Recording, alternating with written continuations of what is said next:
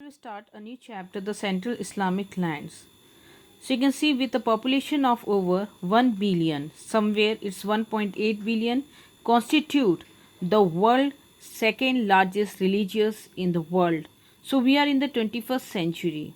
Okay, you can see Muslims that they are living in all parts of the world. They lived in Central Asia, Middle East Arabia, Asia Pacific region and North Africa. So they are citizens of different nations. Here you can see citizens of different nations. Indonesia, in Southeast Asia, in South Asia the populations live in Maldives, Afghanistan, Bangladesh, Pakistan, India. In Middle East or in North regions, Arab, Berber, Turkic and Iranic countries. Sub-Saharan African regions also and many part of other countries. So they spoke different languages. Okay, Muslim are found in every linguistic and ethnic groups. There is no particular language that is widely spoken by Muslims. So you can see Arabic, Turkic and languages Persian, Urdu, Kurdish, Indonesians. It's according to the regions where they live and they dress differently. So the process by which they became Muslims were varied or numerous, and so were the circumstances in which they went their separate way. So if we talk about the Islamic community, it has its own root in a more unified past. Okay, for example, we saw the unification of numerous tribes here in Arabia, which began roughly 1400 years ago in the Arabian Peninsula. So in this chapter, we are going to read about the rise of Islam and its expansions over a vast territory that is extending from Egypt to Afghanistan.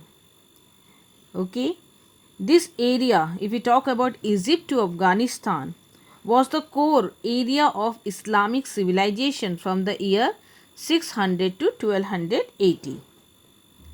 So when we talk about our understanding of the history of the Central Islamic land, okay, if we talk about the growth and development, it is between 600 and 1200. Okay, and here we are discussing about the sources of the history of this Islamic culture, okay, which is based on chronicles or tawarikhs, okay, which narrates events in order of time or narrate the history according to the date or time. And we can see the sources here are some semi-historical work such as biographies, okay, that is called Sirah, then records of the saying and doings of prophets, hadith and commentaries of the Qurans. Tafsir is narration and descriptions of Qurans.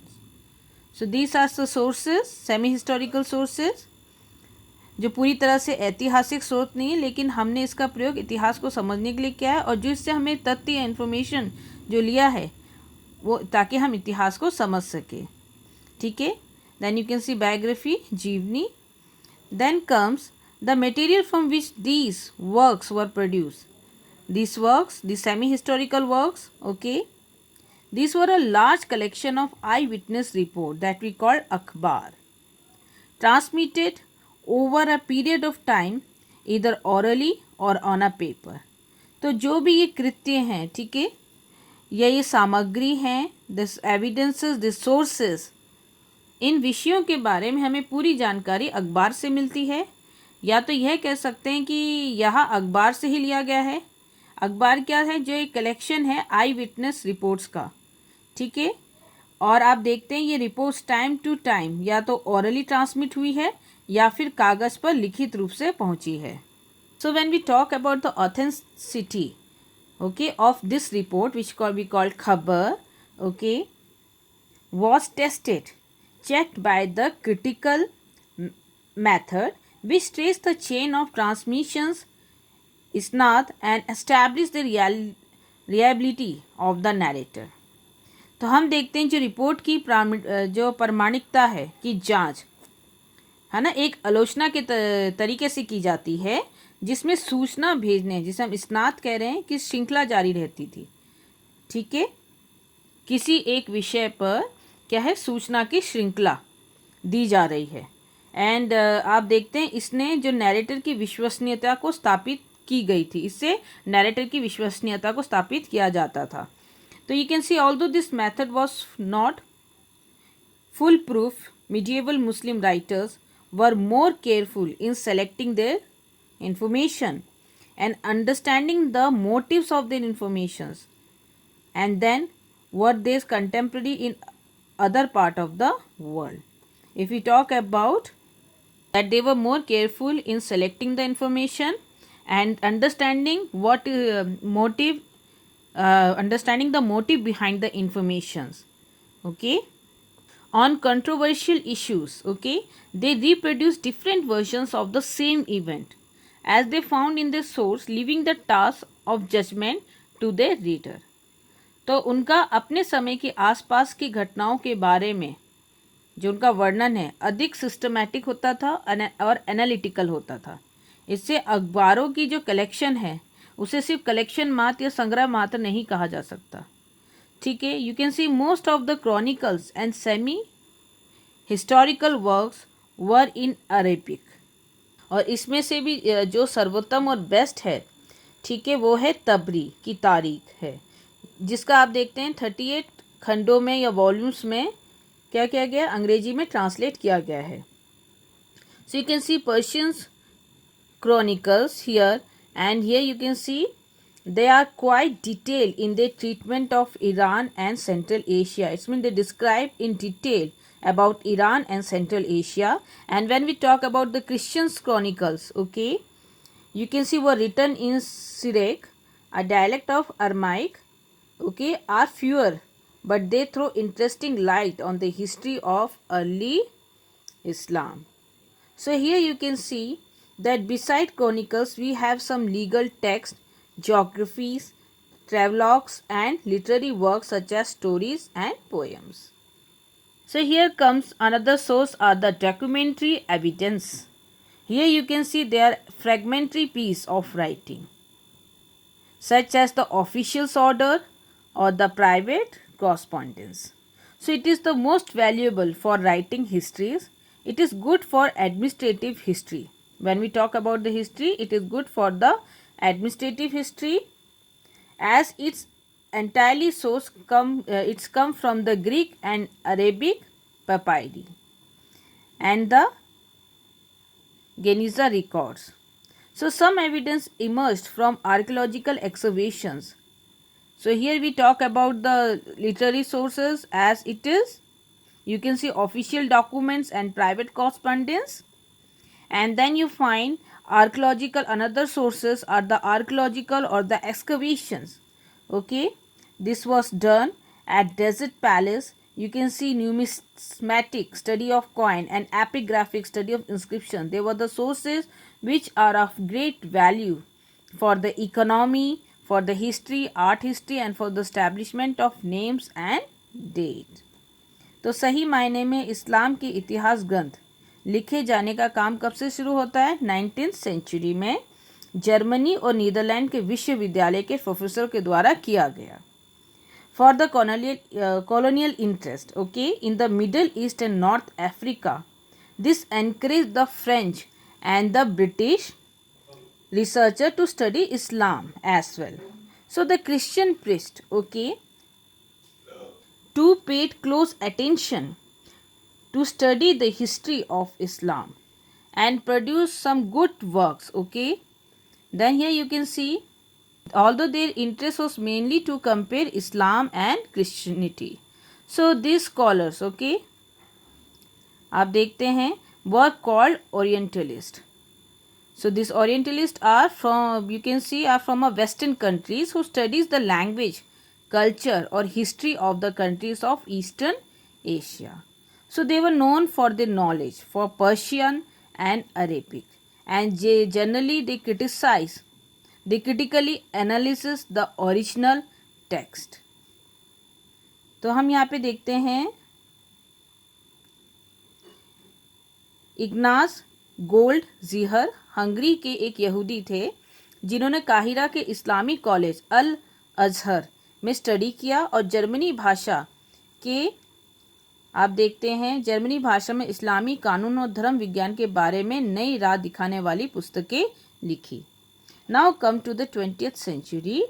20वीं शताब्दी के इतिहासकार अधिकतर orientalist को follow करते थे।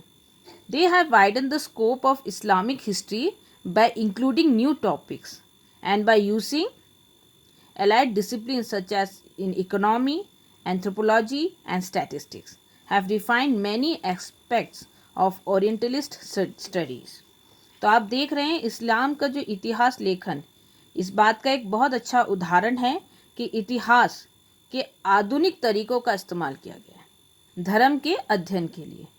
किस प्रकार किया जा सकता है ऐसे लोगों द्वारा जो स्वयं अध्ययन करने वाले धर्म के अनुयायी ना हो। So here comes the next topic, the rise of Islam in Arabia, their faith, their community and politics. So when we talk about during 612 to 32, the Prophet Muhammad, okay, he preached or teach the worship of single God called Allah. And you can see they believe in a society of one community. This was the origin of Islam. So Muhammad, when we talk about, was in Arab. If we see the language and the culture, and by profession he was a merchant. So you can see their area, when we talk about 6th century, Arab culture was largely confined or limited to the Arabian Peninsula that we discussed in the previous chapter also, and later they extended their area to southern Syria and Mesopotamia in the 6th century AD. So these Arabs, they were divided into tribes called Kabila, and you can see that the head was the chief who was chosen partially on the basis of family connection but mainly because of his courage, wisdom and generosities. It called Murawwa. Each tribe Kabila had its own god or goddess who was worshipped as an idol in a shrine. So you can see many Arab tribes were nomadic Bedouin, moving from dry to green areas of the desert in search of food and fodder for their camels. So some settle in the city and they start practicing trade and agriculture. So Muhammad's own tribe was Quraysh, lived in Makkah, and it was controlled. They control this tribe. They control the main shrine there. So if we talk the cube-like structure called Kaaba, in which idols were placed, the tribe who lived outside the Makkah considered the Kaaba a holy place and installed their own idol at the shrine and making annual pilgrimage hajj to the shrine. और हर साल वो क्या करते थे, हज की यात्रा करते थे. So if you look at the map, you can see Makkah was located on the trade route between Yemen and Syria. Okay, so here you can see Makkah, which is located okay at the trade route or interaction between, you can see, Yemen and here is the Syria. So it further enhance okay the city importance.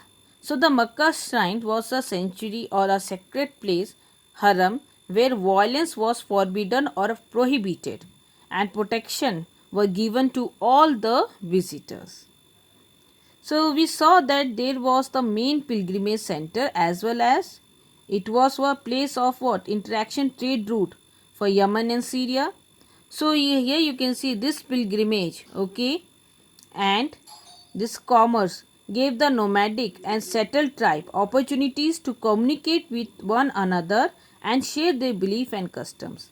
So it's a platform to interact with each other where they share their thoughts, ideas and belief. So here come polytheistics, okay, Arabs who believes in many gods. As you saw, the existence of several deities or idols was slightly familiar with the notion of supreme God, Allah. तो अब आप देखते हैं उनके बीच जो रहने वाले यहूदी और ईसाई जो ट्राइब्स थे, ठीक है, शायद इन कबीलों के प्रभाव के कारण उन्हें अल्लाह कहे जाने वाले परमात्मा की धारणा के बारे में क्लियर जानकारी नहीं थी. But their attachment, when we talk about the attachment to the idols and shrines, were more immediate and you can see stronger.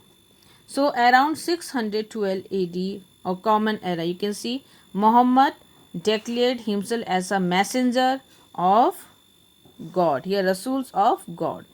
Okay, who had been commanded to preach or to teach that Allah alone should be worshipped. So here the worship, it involves simple rituals such as prayer, salat, and moral principles such as distributing alms and abstaining from theft. It means खैरात बांटना, you can see distribute खैरात, food to the poor, और चोरी ना करना. So Muhammad was to found a community of believers or bound by a common set of religious belief.